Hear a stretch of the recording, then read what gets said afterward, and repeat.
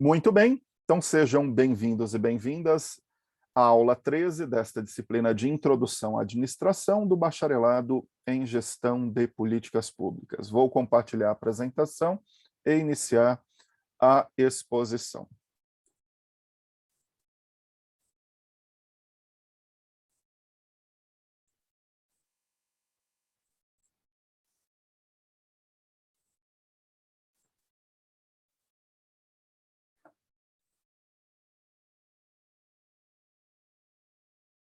Apresentação compartilhada, então, novamente, bom dia a todos e todas, lembrando que a aula gravada é a do período matutino. Enfim, estamos na nossa aula 13, como previamente informado, e segundo o nosso plano de ensino, hoje, 19 de novembro, nesta aula 13, nós vamos realizar uma reflexão sobre os modelos de gestão pública contemporâneos. Claro, e sempre essa reflexão é aplicada ao caso brasileiro. Para tanto, estamos utilizando na aula de hoje um artigo científico do meu amigo Leonardo Secchi, professor da Universidade Estadual de Santa Catarina, a UDESC, e meu coautor como primeiro autor do livro Políticas Públicas, livro esse que nós lançamos no ano de 2019, que talvez alguns de vocês conheçam, porque foi usado alguns capítulos na disciplina de Introdução às Políticas Públicas. Então, vamos dar prosseguimento, sempre recordando que quando iniciamos a nossa aula, nós fazemos aquele instante recordar é viver. E aí perguntamos o que ficou da aula 12. Na aula 12, nós trabalhamos uma escola do enfoque ou abordagem contemporânea, que é a teoria dos sistemas. E nas últimas aulas eu sempre tenho utilizado esta representação como forma de classificação das escolas de administração. Vocês já conhecem muito bem esses diferentes quadrantes que classificam as escolas a partir de dois contínuos. O contínuo entre a dimensão intra-organizacional, ou seja, o estudo das organizações como sistema fechado, e a dimensão extra-organizacional, ou seja, o estudo das organizações a partir da relação com o ambiente. E nós observamos que as escolas do enfoque contemporâneo se deslocam do sistema fechado para o sistema aberto, como mostra esta ilustração. Ademais, o contínuo entre estudar as organizações por uma abordagem formal, isto é, processual, funcional, estrutural, versus estudar as organizações pela abordagem informal, isto é, relacional, comportamental. Recordando sempre que o formal é algo tangível, concreto, o informal é algo intangível e muitas vezes abstrato. O formal representa as organizações como um sistema técnico, o informal representa as organizações como um sistema social, sobretudo a partir de uma base sociocultural. Pois bem, e a teoria de sistemas, apresentada na última aula, ela tem como principal característica jogar luz na relação entre as organizações e o ambiente externo. Vocês se recordam que na aula passada apresentamos essa escola que surge na década de 1950, uma época de transição de uma concepção atomística para holística nas ciências. Vamos recordar que o desenvolvimento das ciências desde o século XVIII está numa base de especialização, buscando verticalizar o conhecimento, e a partir do pós-Segunda Guerra Mundial, há um processo de integração entre as partes em torno de um todo, isto é, uma visão holística que busca as relações de causa e efeito entre diferentes fenômenos. Essa interpretação surge inicialmente nas ciências biológicas da vida, com a contribuição, por exemplo, do biólogo alemão Berta Lanff, que dentro de uma ideia da teoria geral de sistemas vai dizer que o ser humano é simultaneamente um sistema fisiológico e psicológico interdependente. Enfim, e nós podemos utilizar desta ideia de sistema nas mais diversas áreas da humanidade, incluindo o estudo das organizações. Para as organizações, nós tivemos a obra Psicologia Social das Organizações, do Daniel Katz e do Robert Kahn, que traz essa ideia de organizações como sistemas abertos, pensando qual é a influência do ambiente externo sobre as organizações. Neste caso, as organizações passam a ser considerados, pela metáfora da biologia, um sistema vivo sempre em retroalimentação com o ambiente, podendo, portanto, ser aplicado conceitos como sinergia, entropia e equifinalidade. Alguns desses conceitos, como recordamos na última aula que vocês estudaram no ensino médio, sinergia em biologia e entropia em química. E eu expliquei na última aula o conceito de equifinalidade. Essa teoria geral de sistemas para o estudo das organizações traz uma ideia, né, de uma organização sempre numa relação com o ambiente, como esta figura demonstra. Antes, porém, é importante recordar que um sistema é sempre um conjunto de partes, elementos ou componentes que são interdependentes. Qualquer sistema tem uma entrada ou input, um processo e uma saída ou output, como mostra esta figura. Pense em uma organização qualquer, é uma unidade social. Seja qual for essa unidade social, uma empresa privada, um órgão público, a igreja, uma organização social, uma entidade comunitária, para atingir esse objetivo, ela necessita de recursos. Então, ela vai receber insumos, matérias-primas, informação, pessoas do ambiente externo, são os inputs. Esses inputs vão ser processados, é a ideia de processo administrativo, no caso da administração, ou seja, todos esses recursos têm um processo de planejamento, organização, execução e controle. Isso vai gerar output, isto é, produtos que podem ser bens e ou serviços, né? E esses outputs, ao fim e ao cabo, nós ainda podemos pensar os outcomes, como eu expliquei para vocês na aula passada. O outcome é o impacto deste bem ou serviço para além da relação entre organização e usuário, pensando a sociedade. Pensem, por exemplo, o conceito de externalidade, que vocês estudaram em Introdução à Economia. As externalidades negativas ou positivas que as organizações causam na sociedade. Muito bem, isso gera um processo de retroalimentação. Esta, portanto, é uma visão sistêmica da organização. Veja como que nesta visão eu não estou estudando a organização tão somente pela dimensão intra-organizacional, como um sistema fechado, mas pensando a sua relação com todo o ambiente para além da organização. E este ambiente para além da organização está ilustrado nesta figura, como eu expliquei para vocês detalhadamente na aula passada. Sempre que pensarmos a relação de uma organização com o ambiente externo, temos que dividir esse ambiente externo em dois ambientes.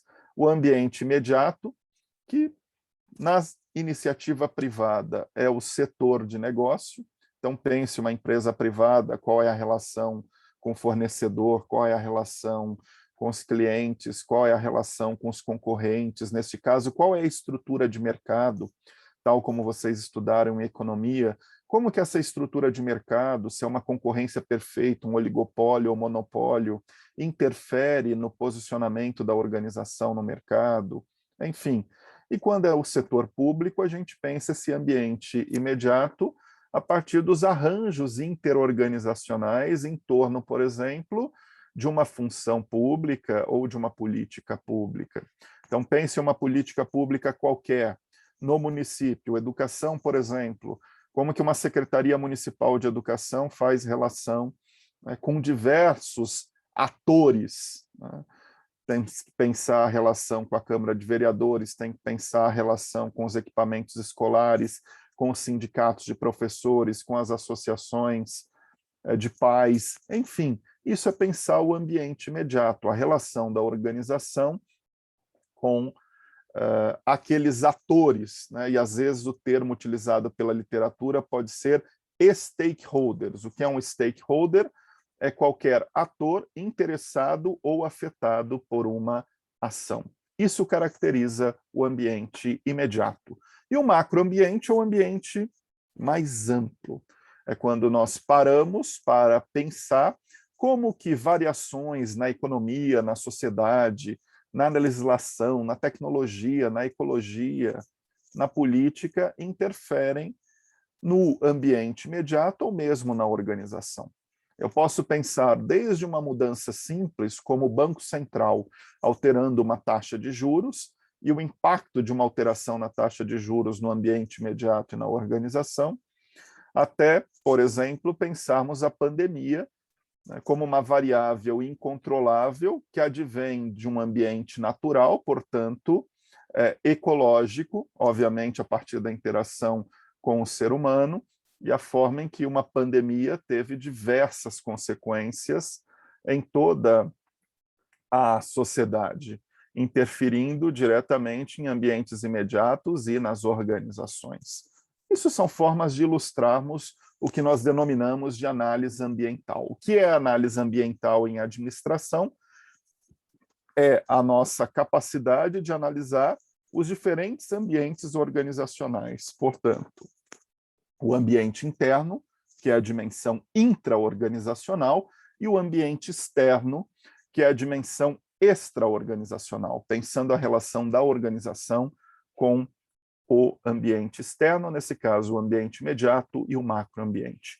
Algo que vocês vão estudar como realizar na disciplina do 5º semestre de planejamento nas políticas públicas e nas organizações públicas, que é uma parte da disciplina de planejamento e orçamento. Muito bem. E uma reflexão que pode ficar da aula anterior é pararmos e pensarmos. De fato, vocês conseguem compreender o que é a teoria geral dos sistemas nos estudos de administração, né? Conseguem pensar, por exemplo, no setor público brasileiro e ilustrar casos de aplicação dessa abordagem para se pensar a gestão de políticas públicas? Isso é um debate muito importante.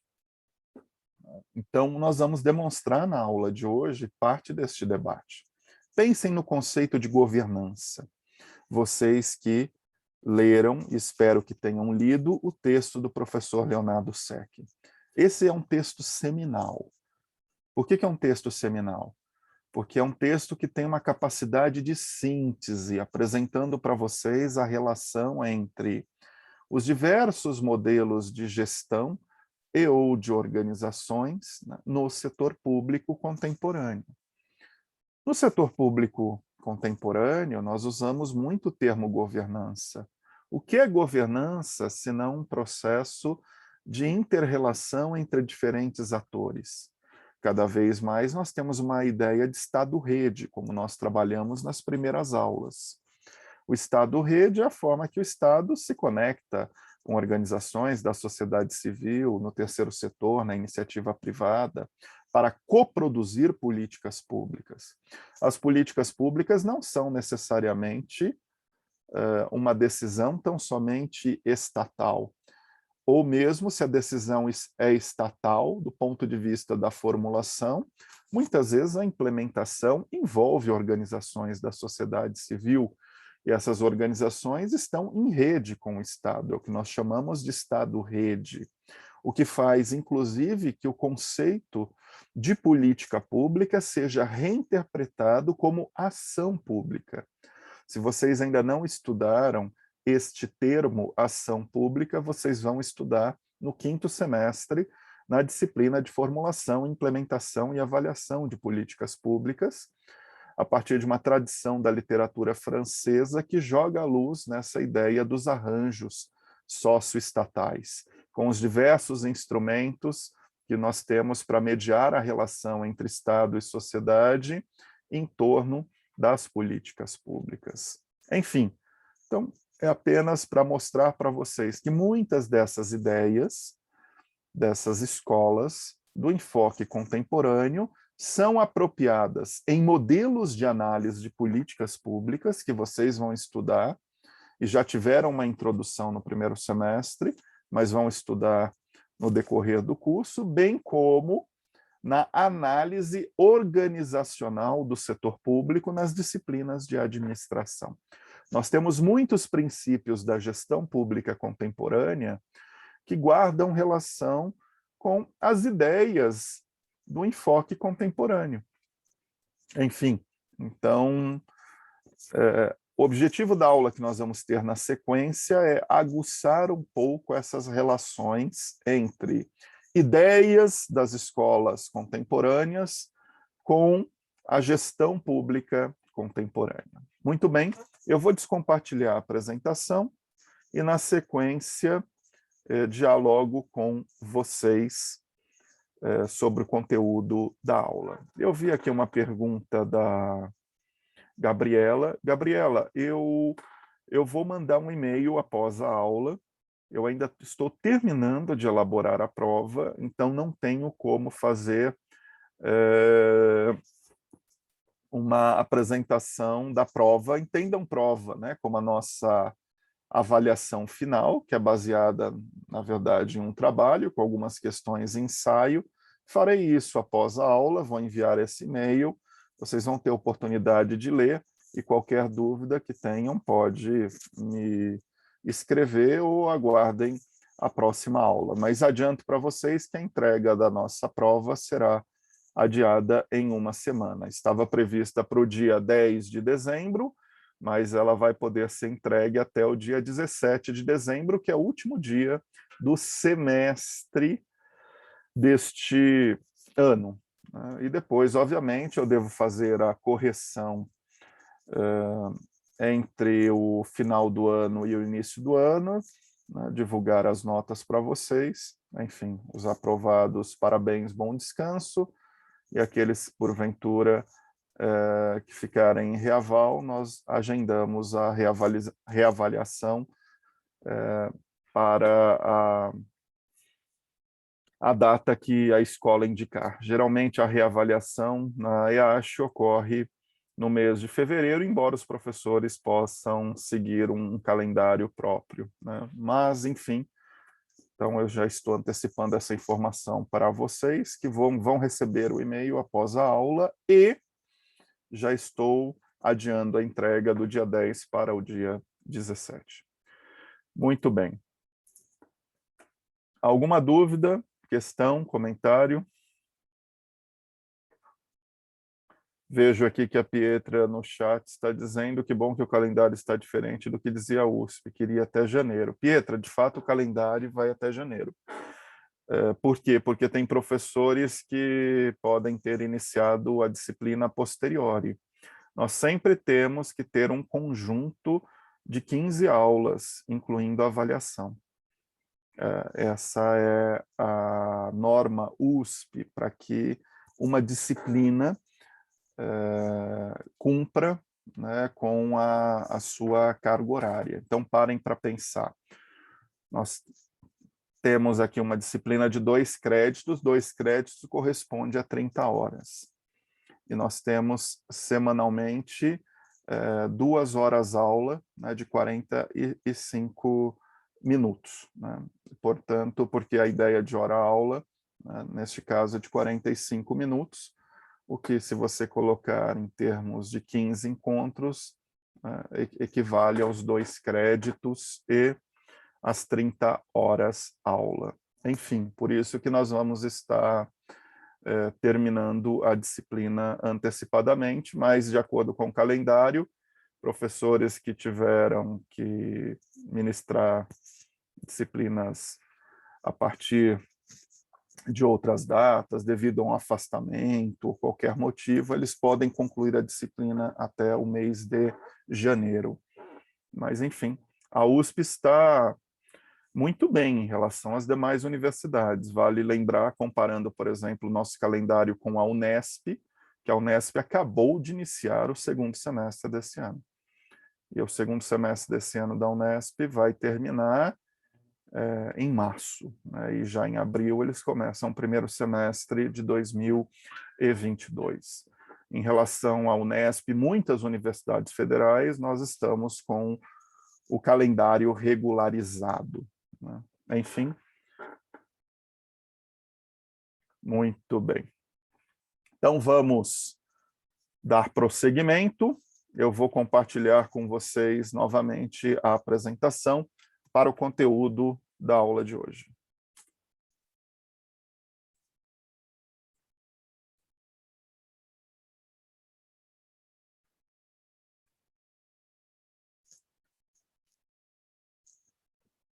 Então, a aula de hoje, nosso objetivo é discutir gestão pública contemporânea, ou seja, qual é a relação entre a gestão pública e as ideias do enfoque contemporâneo. E não estamos usando um livro-texto a partir de capítulos, como fizemos nas últimas aulas. Hoje estamos usando um artigo científico do professor Leonardo Sec na revista RAP, a revista de administração pública da Fundação Getúlio Vargas. O artigo publicado em 2009 é um excerto da tese de doutorado do professor Leonardo Sec. Ele faz uma síntese de um capítulo da tese de doutorado dele e apresenta para nós, né, neste artigo, um debate entre modelos de organização, e neste caso, modelos de organização subentendam como modelos de gestão, e a relação desses modelos de organização e gestão com reformas da administração pública. No decorrer do texto, ele vai trabalhar alguns conceitos que nós já conhecemos, como o modelo burocrático, que foi o modelo de profissionalização da administração pública no século XX, e vai apresentar para nós como que no final do século XX vão surgir modelos pós-burocráticos. O que são modelos pós-burocráticos? Modelos que consideram as críticas ao Estado e as disfunções burocráticas e buscam ajustar o modelo burocrático. E esses modelos pós-burocráticos são implantados por reformas administrativas.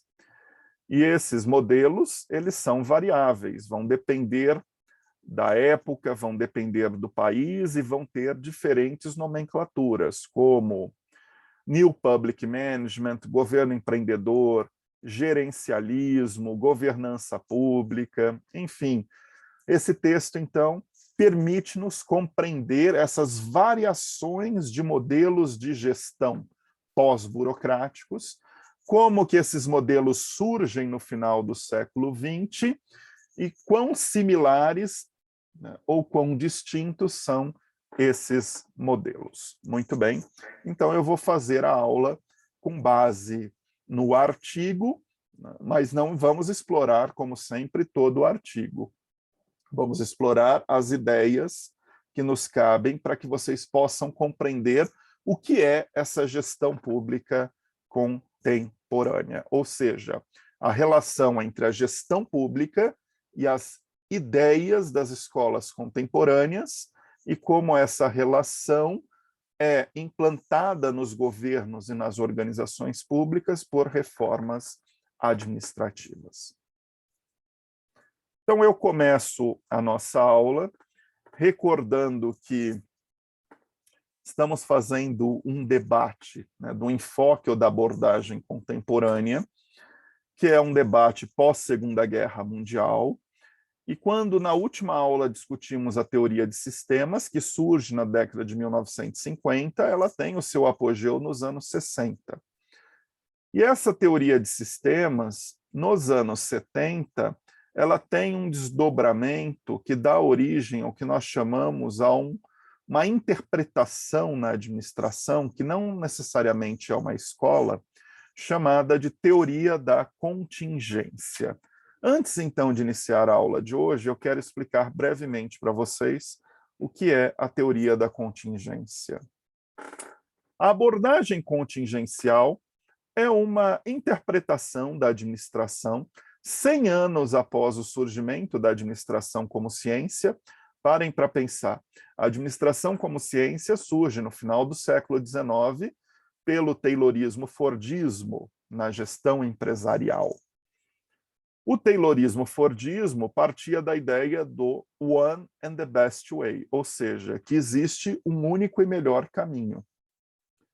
A abordagem contingencial, 100 anos depois, vai dizer, não existe um único e melhor caminho.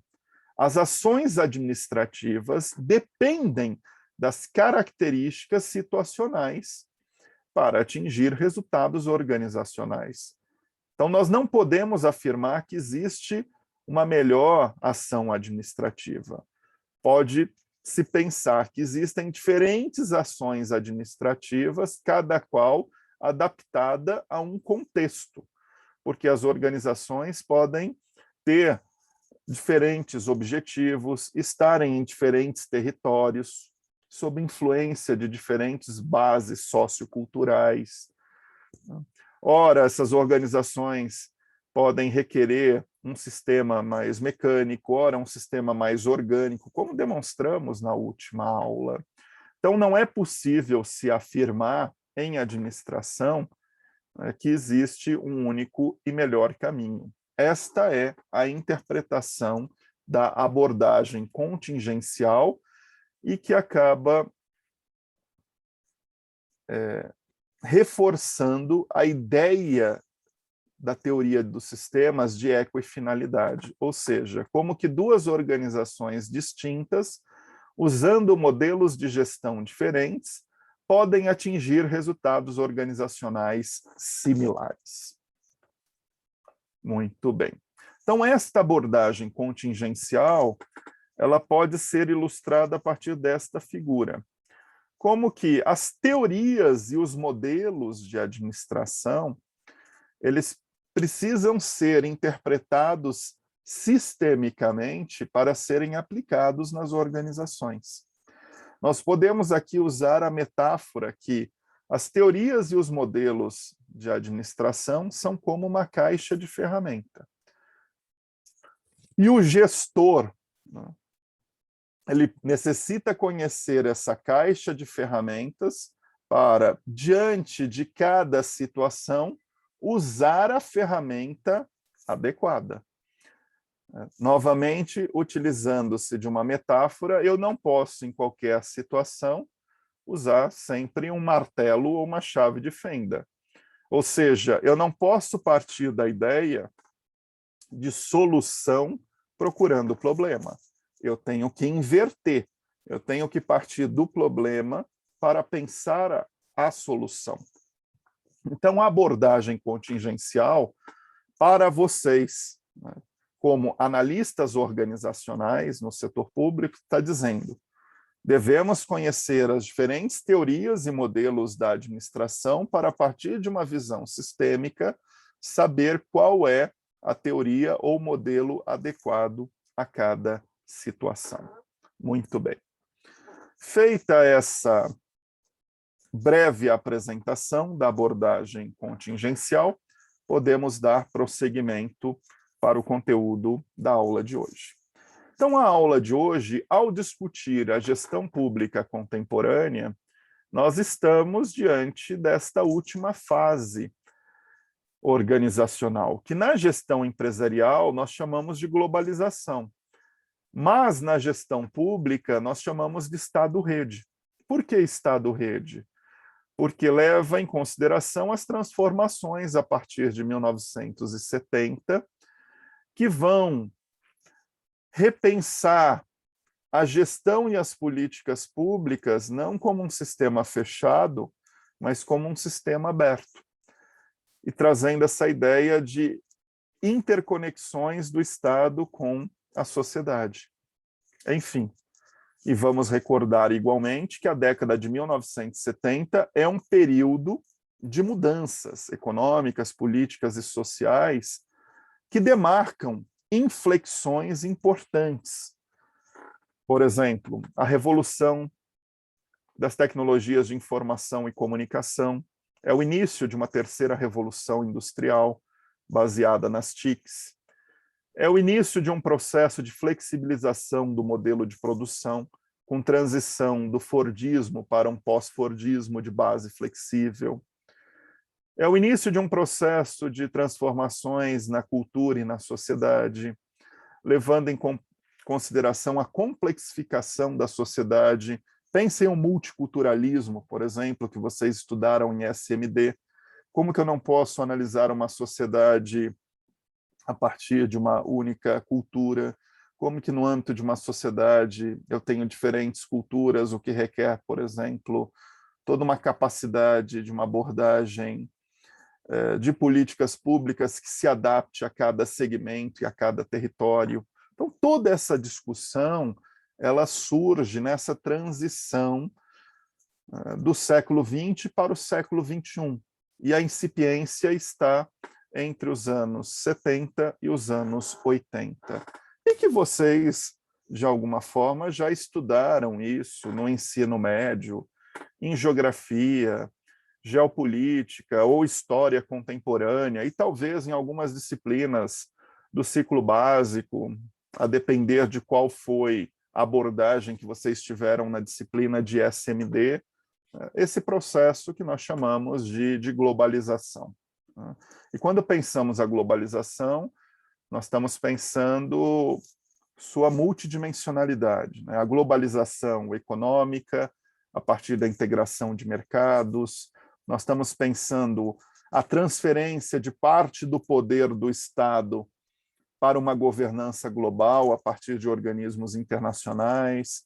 Nós estamos pensando que esta globalização ocorre a partir de transformações na base tecnológica, com tecnologias de informação e comunicação que acabam facultando esse processo de integração. E, claro, né, para além, obviamente, dos avanços que nós temos com a globalização, nós também temos que considerar, né, quais são os problemas, né? A ampliação da desigualdade social, quando você olha a partir de uma comparação entre diferentes países, ou entre hemisfério norte e hemisfério sul.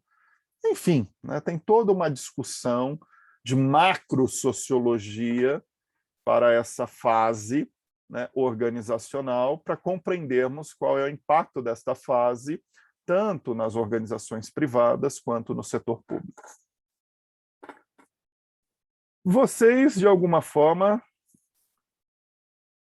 sabem que quando nós usamos o termo modelos de gestão pública são recursos de análise. Recursos de análise são formas de analisarmos, a partir de algumas características, né, o funcionamento da gestão pública. Por uma abordagem weberiana, modelos são tipos ideais. O que é um tipo ideal? É um recurso metodológico de análise abstrato, né, como é a burocracia.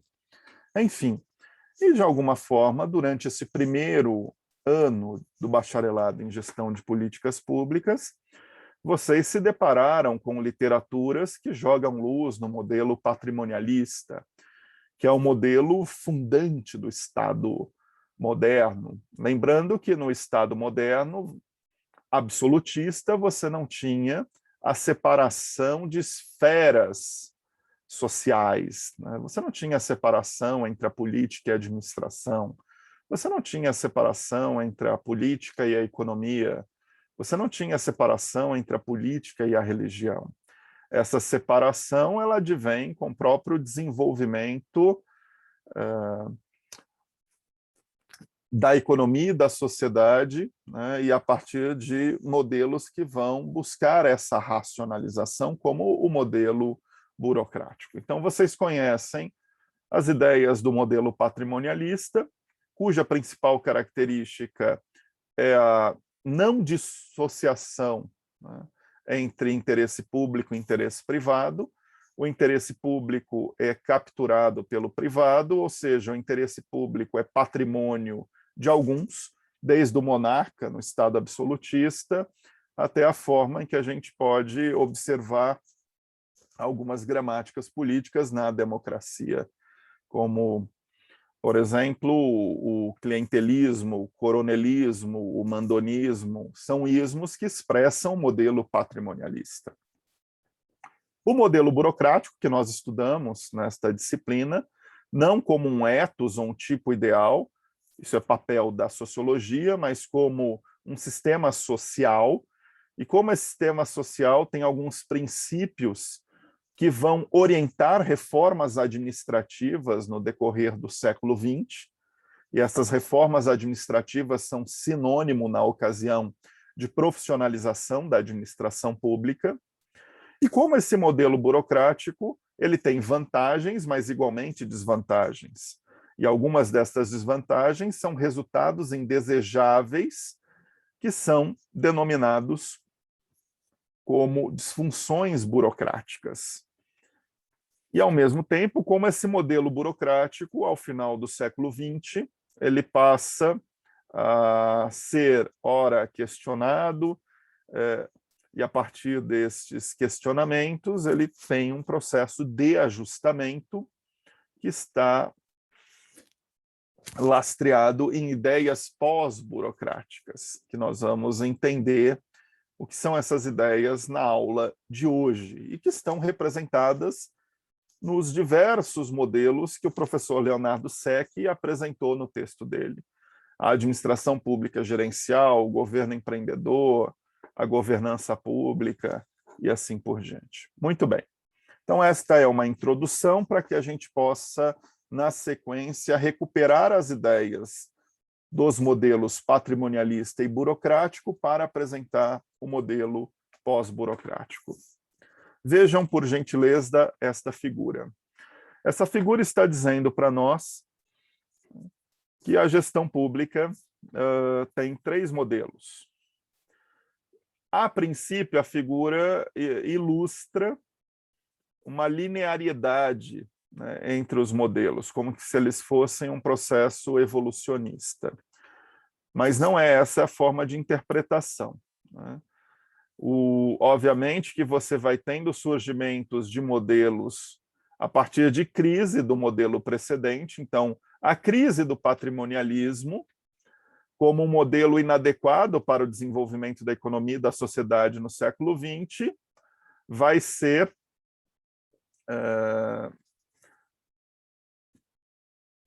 trabalhada a partir da implantação, né, do modelo burocrático.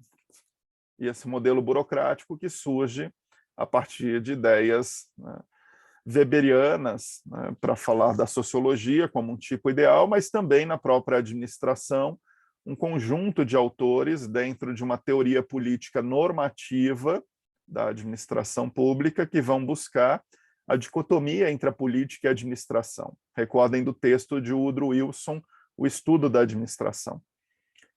Bem como o modelo pós-burocrático que vai surgir no final do século XX. Veja por esta figura, é um modelo que vai surgir a partir de meados dos anos 70 e é o modelo que hoje pode ser considerado o paradigma que orienta, né, as mudanças na gestão pública quando você considera referenciais e boas práticas. Portanto, este período de implantação de ideias pós-burocráticas, desde meados de 1970 até a atualidade, nós chamamos de gestão pública contemporânea. A gestão pública contemporânea é a gestão da nossa época. Por que da nossa época? É o período, né, no qual você tem pontos de inflexão que vão levar a transformações na gestão pública baseadas em reformas administrativas que vão trabalhar ideais pós-burocráticos. E muitos ideais pós-burocráticos estão referenciados nas ideias de escolas contemporâneas da administração e administração pública. Muito bem.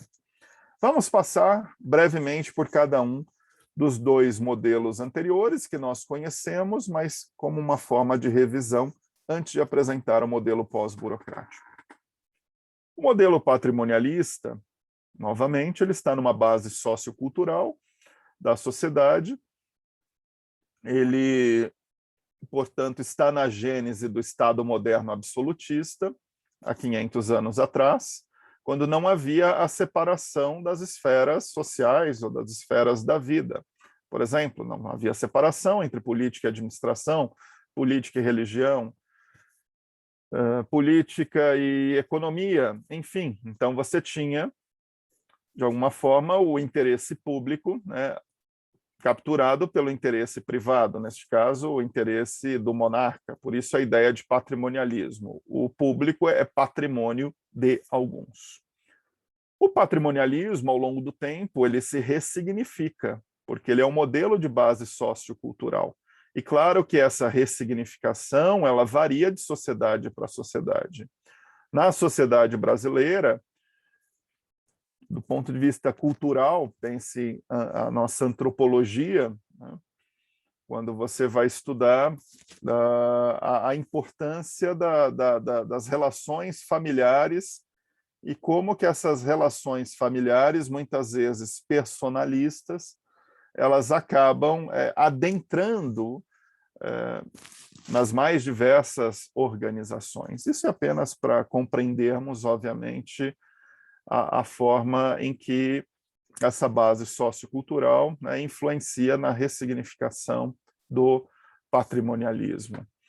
Muito bem, eu não vou entrar num debate sociológico ou antropológico, tem todo um debate sociológico e antropológico sobre o conceito de patrimonialismo, inclusive um debate recente de busca de reinterpretação do conceito, mas aqui para nós o que interessa é a ideia de modelo patrimonialista. E o modelo patrimonialista na gestão pública, ressignificado durante a República, ele se apresenta a partir de alguns ismos. Esses ismos são gramáticas políticas, ou seja, forma pelo qual a política ocorre, e sempre esses ismos estão em oposição ao republicanismo.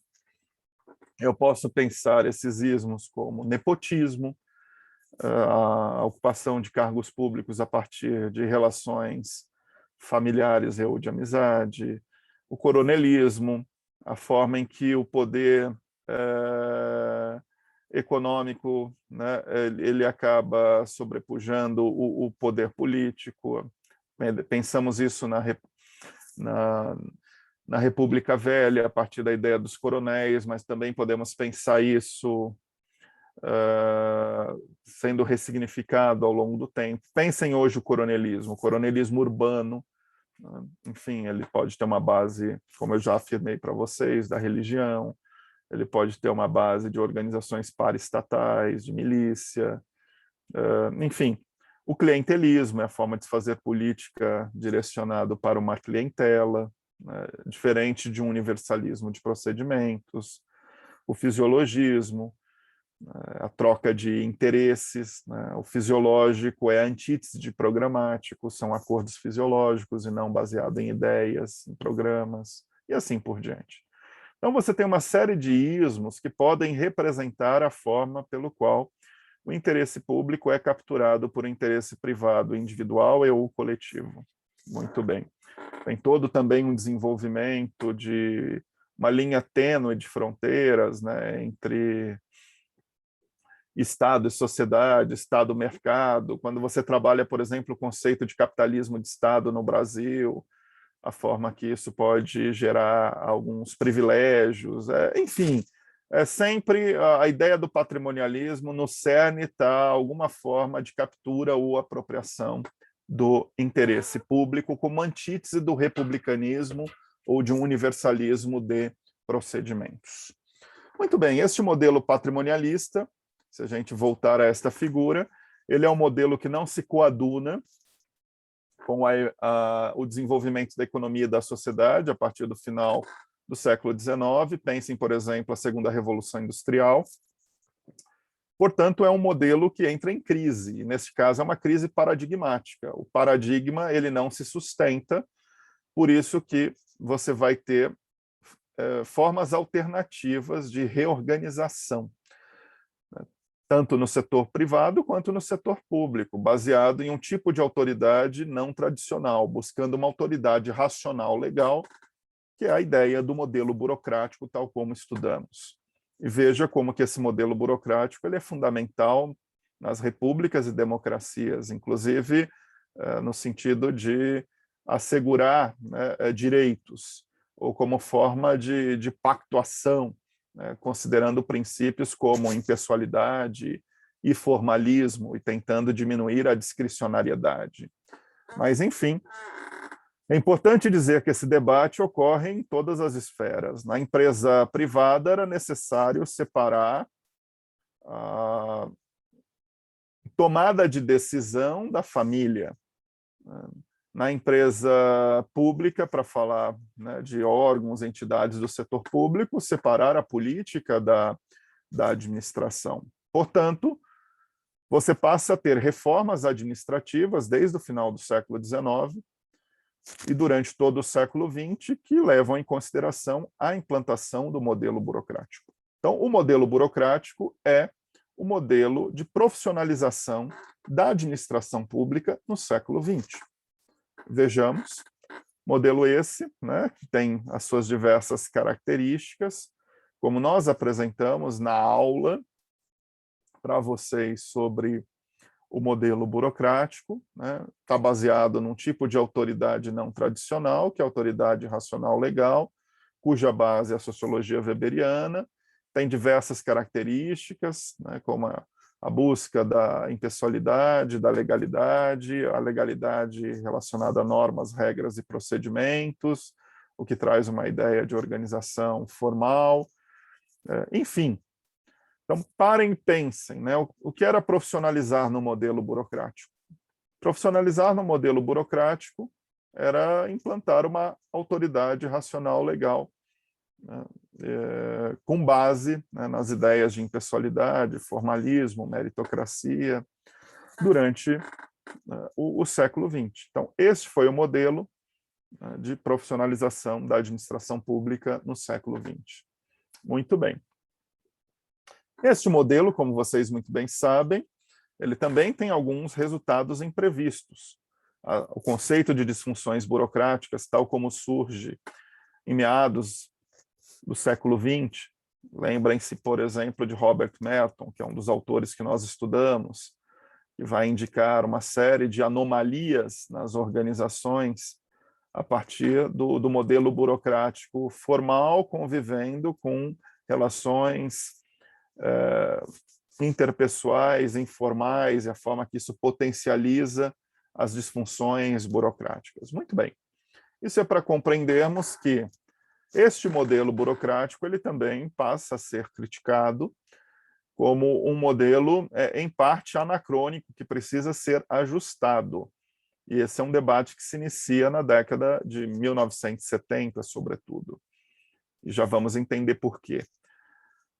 A década de 70 é uma década que começa a ter mudanças como a importância da flexibilidade, né, como um princípio. O modelo burocrático é um modelo que busca a permanência, status quo. Ele é inflexível. O modelo burocrático, muitas vezes, tem disfunções que tornam as organizações herméticas, sobretudo se pensarmos esse modelo na América Latina, que ele foi implantado dentro de uma tradição não democrática, uma tradição autoritária, que, portanto, foi capturada por uma lógica tecnocrática. Enfim, são apenas formas de mostrarmos como que o modelo burocrático ele é fundamental a partir dos seus princípios, mas pode ter resultados imprevistos e, muitas vezes, esses princípios precisam ser calibrados com outros princípios ou mesmo flexibilizados. E é este debate que se inicia no final do século XX e dá origem o modelo de gestão pós-burocrático. Então, o modelo de gestão pós-burocrático demarca o que nós chamamos de gestão pública contemporânea, como a gestão da nossa época. Vamos compreender o que é a gestão pública contemporânea. Essa gestão, ela pode ser localizada na década de 1970, com a sua gênese, e a sua gênese está relacionada, como sempre, a um processo de crise e reforma. A crise, na ocasião, pensando a administração pública, se refere à crise do estado de bem-estar social nos países desenvolvidos e à crise dos estados desenvolvimentistas nos países periféricos. Se nós pararmos para pensar, são crises distintas. A crise do estado de bem-estar social e dos estados desenvolvimentistas, no que se refere ao modelo econômico, ela é diferente, mas tem uma similaridade baseada na incapacidade fiscal, na medida em que o Estado foi crescendo muito no pós-Segunda Guerra Mundial e com os dois choques do petróleo, se tornou insustentável, né, o custeio e investimento público, sobretudo porque diminuiu as fontes de financiamento. Mas ela também trazia uma crise de intervenção, né? O que cabe o Estado intervir, o que cabe o Estado não intervir, né? Aí tem todo um debate político-ideológico entre uma ideia mais intervencionista do Estado e da sociedade para uma ideia também mais liberalizante. Enfim, esse debate ele está colocado durante todo o século XX. Debate esse que fica muito claro, sobretudo a partir da crise de 1929, que foi o contrário. Ali foi uma crise do liberalismo e o início de um processo de intervenção estatal. Por exemplo, pensem o modelo econômico keynesiano, né, e o aumento do papel do Estado na economia e na sociedade. Há, igualmente, uma crise do modelo político. Neste caso, você tem uma distinção entre o welfare state e desenvolvimentismo. No welfare state, essa insuficiência de governabilidade é a perda de legitimidade do governo quando você tem uma complexificação da sociedade, e essa complexificação da sociedade requer que governos saibam ajustar ou adaptar suas políticas públicas a cada segmento ou território. Pensem na ideia do multiculturalismo. Isso surge muito na Europa a partir dos anos 70. E esse é um movimento amplo da sociedade. Se vocês pararem para pensar, na iniciativa privada é um momento igualmente de complexificação socioeconômica da ideia de consumidor. O próprio consumidor requer diferenciação de produtos e serviços, por isso que surge a abordagem de marketing. O que é abordagem de marketing, se não pensar a adaptação de bens e serviços às necessidades e expectativas do cliente? Parem para pensar, durante toda a primeira metade do século XX, você não tinha diferenciação, você tinha produção de carro. Geralmente o carro era um ou outro modelo de uma mesma cor. Pensem o processo de diversificação de bens e serviços que ocorre no pós-Segunda Guerra Mundial, que passa, então, a ter esse ápice nos anos 70. Isso é uma complexificação socioeconômica, isso muda tanto a relação com o setor privado quanto com o setor público. E no caso dos países desenvolvimentistas, na América Latina, essa insuficiência de governabilidade era a perda de legitimidade do governo com a diminuição do crescimento econômico, ou seja, a forma em que a crise econômica colocava a necessidade de abertura política. Pensem no Brasil. Enquanto durou o milagre econômico brasileiro, entre 1967 e 1977, tudo bem. Quando este crescimento econômico ele é colocado em xeque, entre os dois choques do petróleo, inicia-se o processo de abertura política. Por quê? Porque o governo perde legitimidade e suporte, sobretudo, das elites e classes médias urbanas. Então, é uma insuficiência de governabilidade. E no caso dos países desenvolvimentistas na América Latina, o Estado desenvolvimentista ele igualmente tinha um déficit de bem-estar social. Não havia a ideia de cidadania. Pensem que a ideia de cidadania no Brasil, ponto de vista instrumental, né, é uma ideia da Constituição de 88. E aí, obviamente, a forma em que você passa a pensar direitos sociais sendo traduzidos em políticas públicas universais, como nós estudamos no curso, saúde, educação, assistência, enfim. Mas para nós aqui interessa a crise do modelo administrativo, que são as funções burocráticas. Como que o modelo burocrático ele se torna anacrônico e ele necessita ser ajustado. E é essa crise, então, do modelo administrativo que vai fazer surgir o modelo pós-burocrático. O modelo pós-burocrático não é um modelo que rompe com a burocracia, é um modelo que busca um ajustamento do modelo burocrático. Só que esse modelo pós-burocrático ele tem diferentes movimentos em torno do mundo, e cada movimento tem uma nomenclatura, que o SEC apresenta no texto. New Public Management, administração pública gerencial, governo empreendedor, governança pública, e assim por diante. Muito bem. Então, vejam, a gestão pública contemporânea surge na década de 1970, em um panorama de macromudanças no papel do Estado, na base da economia, de uma economia industrial, considerando a terceira revolução industrial, com tecnologias de informação e comunicação, no modelo de produção pós-fordista, portanto de base flexível, e de uma reorganização da sociedade de cultura. Quem quiser ter uma compreensão ampla desse fenômeno, se não leu este livro, Sociedade em Rede, do sociólogo espanhol Manuel Castells, eu recomendo este livro. Talvez vocês encontrem o PDF deste livro na rede. O livro está à disposição na biblioteca da EASH. E o livro, na verdade, é uma trilogia. São 3 livros, mas eu recomendo o primeiro volume, intitulado A Sociedade em Rede, que é uma interpretação dessas mudanças do final do século XX, início do século XXI.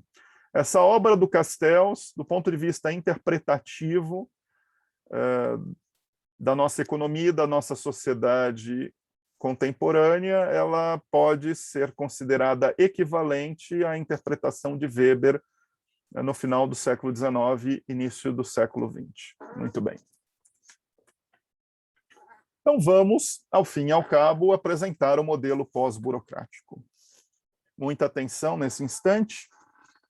Este modelo pós-burocrático, ele tem características em comum, que são, primeira, como reorientar o setor público para resultados. Por quê? Porque o modelo burocrático ele não está voltado para o resultado, ele está voltado para o processo. Então, quando você discute gestão pública orientada para resultados, esse é um princípio pós-burocrático. Por mais que a ideia de resultado seja variável, o que é resultado no setor público? Não tem um conceito. Resultado no setor público pode ter uma dimensão econômica, uma dimensão social, uma dimensão administrativa, uma dimensão política, enfim.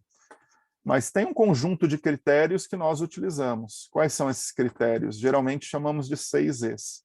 Economicidade, eficiência, eficácia, excelência, efetividade e equidade. Só para mencionarmos aqui alguns desses critérios, nós trabalhamos na introdução desta disciplina, nas primeiras aulas. Eficiência, eficácia e efetividade. Se nós estamos trabalhando com orientação para resultados, lembrando que a palavra resultado na literatura internacional geralmente é performance management, gestão da performance, ok? E na literatura nacional, às vezes utilizamos o termo resultado, às vezes utilizamos o termo desempenho. Gestão por resultados ou gestão por desempenho. Isso requer também uma cadeia de valor multicritério, temos que pensar resultados a partir das suas mais diversas ideias e como que isso se complementa dentro de uma cadeia de valor. Ou seja, não basta eu ser eficiente numa política pública. Eu posso ser muito eficiente, pouco eficaz. Então, eu estou usando racionalmente os recursos, mas não estou atingindo os objetivos. Mas eu posso também ser muito eficaz e pouco eficiente. eu estou atingindo os objetivos, mas não estou usando racionalmente os recursos. Enfim, então nós temos que pensar numa cadeia de valor multicritério, onde os diversos critérios sejam complementares. Isso vocês vão estudar em avaliação de políticas públicas, como é importante que na avaliação de políticas públicas sejam utilizados diferentes indicadores. Portanto, um painel de indicadores que permita você avaliar sistematicamente uma política, e não somente fazer avaliação baseada em um indicador, porque um indicador é a representação de um critério. Nós temos que ter uma avaliação multicritério. O modelo pós-burocrático requer o atendimento ao cidadão. Então, não pode ser uma organização hermética, insulada, fechada, o que é uma característica muito do setor público no século XX. Um desenvolvimento, muitas vezes, distante das necessidades e expectativas da sociedade. O modelo pós-burocrático fala de administração pública como sinônimo de uma interconexão entre Estado e sociedade. Essa interconexão traz muito a ideia de governo aberto. O que é governo aberto? Como que governos se abrem para a transparência? Como que essa transparência ela precisa ser inteligível com base numa comunicação com a sociedade? Como que eu posso ter mecanismos de participação social? Como que eu posso ter formas de coprodução de serviços com a sociedade? Todo um debate de governo aberto. Open government. É um termo que está muito em voga nos últimos 10 anos. Processos decisórios descentralizados, porque o modelo burocrático ele é muito hierárquico. Cada vez a gente trabalha com a necessidade de diminuir a hierarquia, ter relações mais horizontais. E por isso que surge a ideia de governança. O termo governança, na verdade, é você pensar uma gestão não hierárquica. É você pensar uma gestão a partir de modelos horizontais. Por mais que exista diferentes apropriações do que seja governança, eu vou mostrar para vocês em instantes. A própria flexibilização do modelo burocrático. O que cabe ainda permanecer do modelo burocrático, o que não cabe. Enfim, são discussões importantes, né, levando em consideração o princípio da flexibilidade. E a ideia de Estado-rede e referenciais de governança. Agora, este modelo pós-burocrático, parem e pensem, no texto do professor Secchi, ele é caracterizado por diversos submodelos, que não cabe aqui nesta disciplina nós explicarmos cada um desses submodelos. Mas eu vou brevemente fazer uma diferenciação.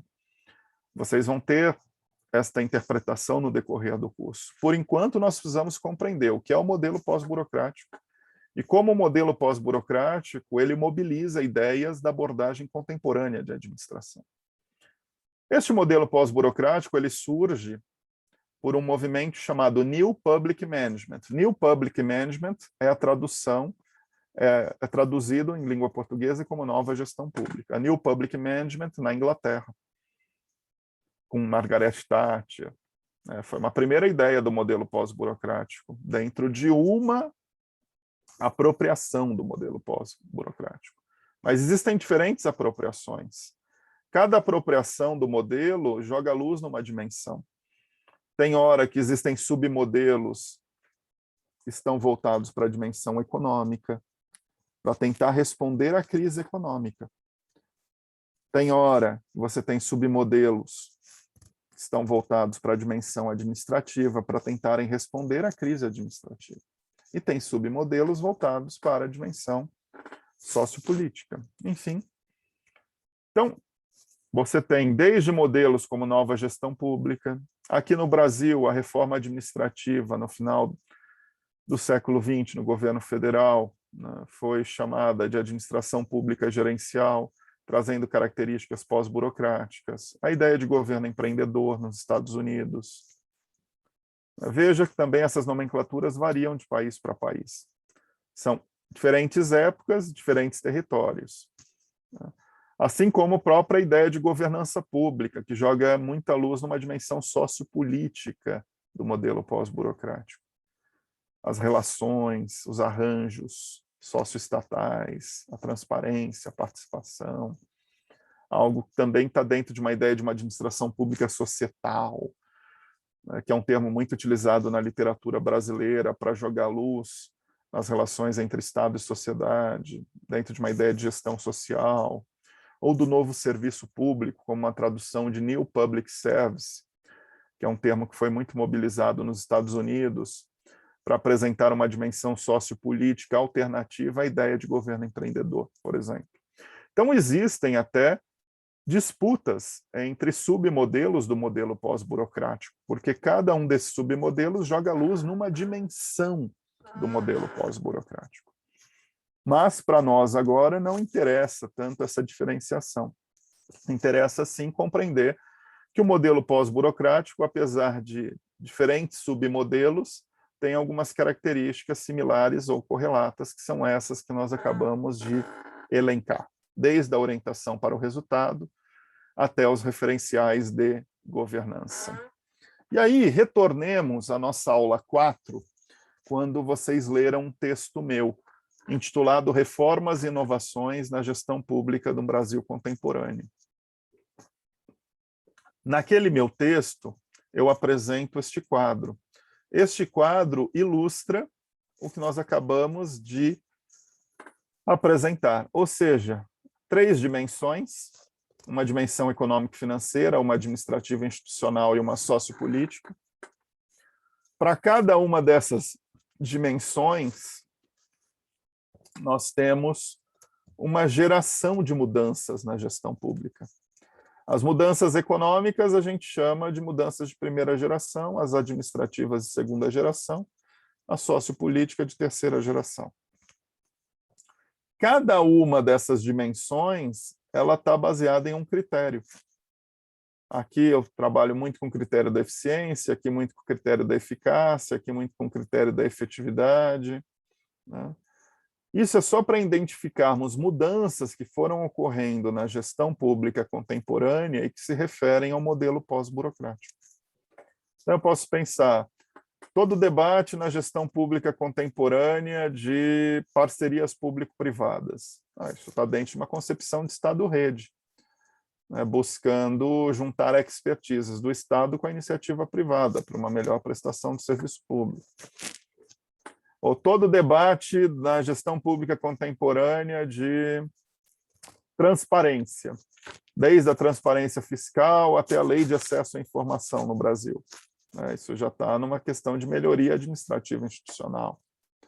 Ou todo o debate de como que a gente faz mecanismos de participação na administração pública, dentro dos referenciais de democracia deliberativa. Perfeito, isso são mudanças de sociopolíticas. Então, tudo isso aqui é apenas um quadro para mostrar como que mudanças na gestão pública contemporânea partem de orientações do modelo pós-burocrático, mas de diferentes modelos, a depender de qual é a dimensão que nós estamos discutindo, qual é o critério que nós estamos mobilizando. Tá? E para encerrarmos, pensem quando que nós podemos localizar essas mudanças no Brasil. Essas mudanças no Brasil, o ponto de inflexão é a década de 80. Por quê? Na década de 80, nós iniciamos um processo de redemocratização. E tivemos uma constituinte e uma constituição.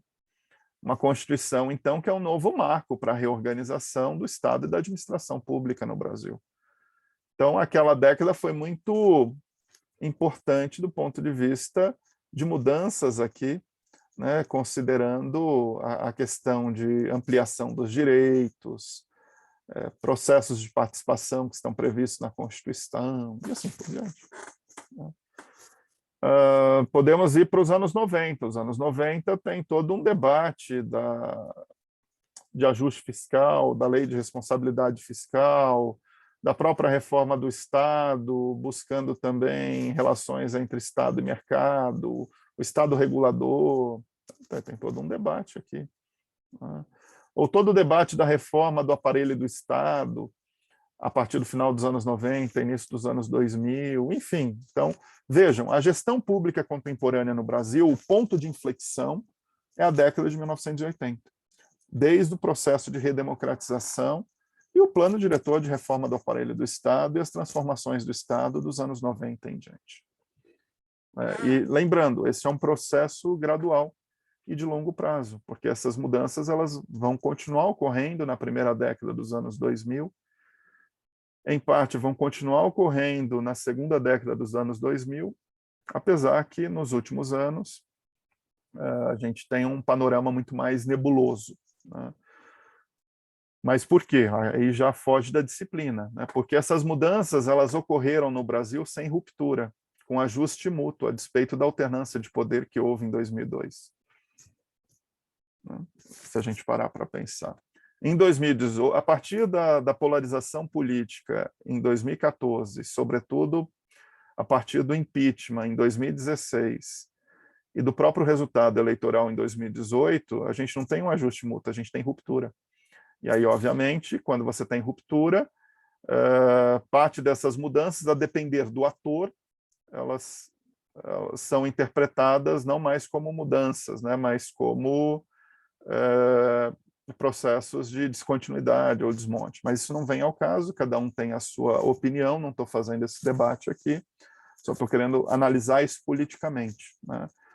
Desde pensar os processos de mudança como ajustes mútuos, considerando o incrementalismo, né? E dentro desse incrementalismo você sempre vai ajustando a política a partir das orientações político-ideológicas até um processo, obviamente, nos últimos anos, que a gente pode considerar uma ruptura. O pêndulo saiu do centro, né, na política, o pêndulo foi para um determinado lado, e nesse determinado lado, né, você pode interpretar parte das mudanças como desmonte. Enfim, mas sempre lembrando que a interpretação é uma interpretação variável, depende do ator político, né? Isso é fundamental. E aqui não cabe a minha opinião, a de vocês, podemos até debater, se for o caso, mas é só para... estamos ilustrando cientificamente um processo, né? E, claro, cada um pode ter e deve ter a sua opinião e apreciação valorativa desse processo. Muito bem. Vamos, então, finalizar a nossa aula dizendo o seguinte.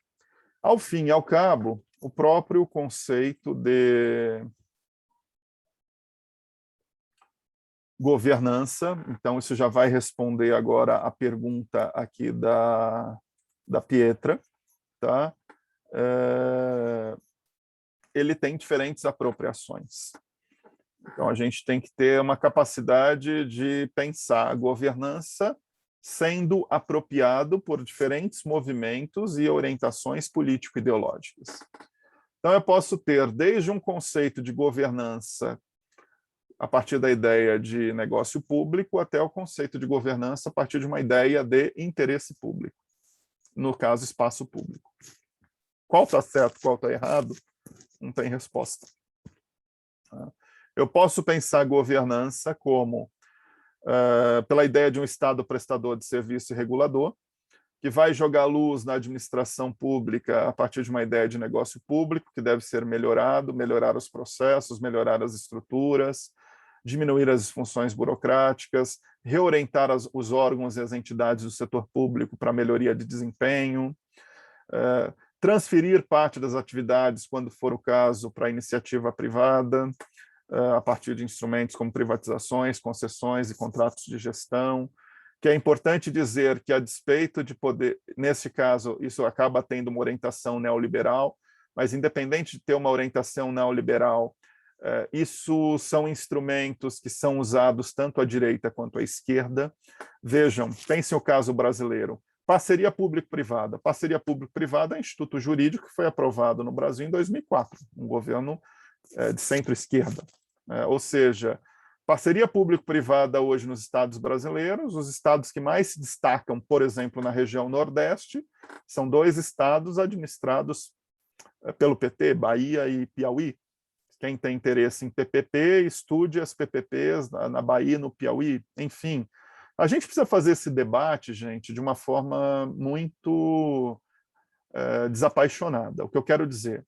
Como analistas, nós podemos e devemos ter a nossa orientação política e ideológica, mas sempre temos que olhar esses instrumentos a partir do seu uso e do seu também abuso e mau uso, né? Então, aonde cabe PPP e aonde não cabe? Aonde PPPs têm bons resultados e aonde não tem? Se não, quando a gente não faz esse debate baseado em evidências, a gente entra apenas numa disputa de narrativas entre o público e o privado. Isso é muito importante. Como analistas de políticas públicas e analistas de organizações públicas, vocês têm essa capacidade não de objetividade, né? Porque não existe objetividade, né? Nas ciências humanas e nas ciências sociais, a objetividade ela é sempre interpenetrada com a subjetividade do analista, mas é necessário algum nível de neutralidade, né? De imparcialidade, de se afastar do fenômeno para olhar para o fenômeno. Isso é fundamental. Tá? Volto a dizer, todos devemos ter a nossa orientação política e ideológica, mas é fundamental que também o debate seja sempre feito a partir das evidências e do contrafactual, do que acreditamos e do que não acreditamos. Enfim, então, essa é uma primeira ideia de governança, e outra segunda ideia de governança, qual é? Já é uma ideia mais de um estado indutor e ativador. Ela joga muito mais luz, parem para pensar, numa organização informal. A primeira ideia de governança está muito baseada em contratos, né, ou em relações formais. A segunda ideia de governança está muito baseada em relações e comportamentos. É uma abordagem relacional. Ou seja, como pensar a administração pública como empreendimento coletivo, considerando a relação entre Estado e sociedade, como tornar a sociedade civil mais ativa, como recuperar a confiança da sociedade civil, como o serviço público não é meramente a prestação de um serviço, mas é uma extensão de cidadania, e como extensão de cidadania, um cidadão não é meramente um usuário, é um copartícipe do serviço público, como que a ideia de governança deve considerar arranjos democráticos, como compartilhar responsabilidades entre Estado e sociedade, o que não é trivial, né? Como trabalhar com agendas que são muito importantes, considerando a desigualdade, como inclusão, equidade, ações afirmativas. Essa é uma outra ideia de governança. Qual está certa, qual está errada? Não tem resposta. É só para dizer que o próprio conceito de governança tem diferentes apropriações. E parem para pensar como que esse termo ele é mobilizado para tudo. Hoje, governança está em tudo. Eu posso falar governança econômica, governança metropolitana, governança territorial, governança social, governança democrática, governança federativa. Veja, o termo ele é mobilizado, e nessa mobilização ele tem diferentes significações, e ao fim e ao cabo ele pode ter esses dois significados. Um significado de governança como negócio público e um significado de governança como espaço público. Muito bem. Dúvidas, perguntas, questões, comentários? Este é o momento, são 12 horas e 3 minutos. Eu vou encerrar a aula em instantes, mas aqueles que estão satisfeitos, fiquem à vontade. Eu devo enviar o e-mail com a nossa avaliação no início desta tarde, e aí qualquer dúvida nós dialogamos na próxima aula. Na próxima aula, deixa eu só avisar, provavelmente a aula do período da manhã, nós vamos ter um tempo para dúvidas sobre a avaliação final, mas o conteúdo nós devemos concentrar na aula da noite. Por quê? Porque nós vamos receber um convidado, e para não fazer o convidado estar conosco nos dois momentos, e como o convidado trabalha, nós vamos trazer ele para o período da noite. Então, isso é um convite para vocês estarem conosco no noturno, ou assistirem depois a gravação da aula do noturno. Lembrando que eu sempre fiz o contrário durante o semestre, né? Às vezes eu ministrei aulas no noturno e não ministrei no matutino e não ministrei no noturno. Mas agora, como teremos um convidado, eu devo inverter, mas de qualquer maneira teremos um tempo da aula no matutino para dúvidas e questões sobre a avaliação final. Eu informo vocês por e-mail. Então, é isso, meus caros. Muito obrigado pela atenção. Boa sexta-feira, tarde e noite, bom final de semana.